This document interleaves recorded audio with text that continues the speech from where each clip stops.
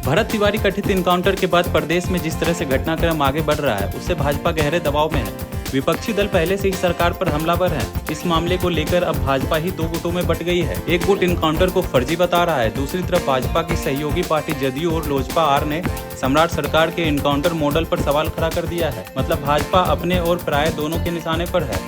भरत तिवारी घटना को ब्राह्मण सम्मान से जोड़ दिए जाने के बाद राजनीति का जातीय समीकरण भी प्रभावित होता दिख रहा है। अब भरत तिवारी की घटना कानूनी दायरे के बाहर निकलकर राजनीति के सहमत का खेल बन गई है।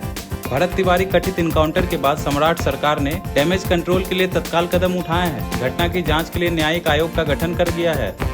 इनकाउंटर में शामिल पुलिसकर्मियों के खिलाफ हत्या का मुकदमा दर्ज किया गया है। 6 पुलिसकर्मियों को निलंबित किया गया। न्यायिक आयोग के अध्यक्ष विनोद कुमार सिन्हा ने बिलोटी गांव पहुंचकर घटना की जांच शुरू कर दी थी, लेकिन इन सब के बावजूद लोगों का गुस्सा कम नहीं हो रहा है। भरत तिवारी मामले में एनडीए के अंदर भी जमकर राजनीति हो रही है।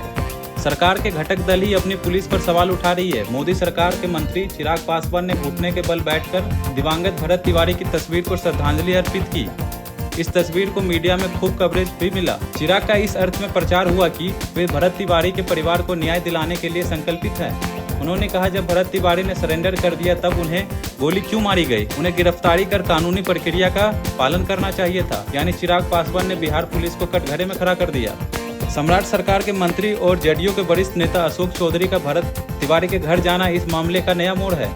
अशोक चौधरी शुरू से इनकाउंटर को गलत बता रहे थे, लेकिन राज्य सरकार के मंत्री के रूप में जब वो बिलोटी गांव पहुंचे तो शासन के लिए असहज स्थिति पैदा हो गई। वे भी इस घटना को ब्राह्मण समाज के साथ अनहोती बता रहे थे। उन्होंने इस मामले में एक और नया सवाल खड़ा कर दिया। उन्होंने कहा कि इस मामले की जांच होनी चाहिए कि भरत तिवारी की पिस्तौल नकली थी या असली। उन्होंने यह भी कहा कि मुख्यमंत्री सम्राट चौधरी को इस पूरे घटनाक्रम से अवगत करवाएंगे।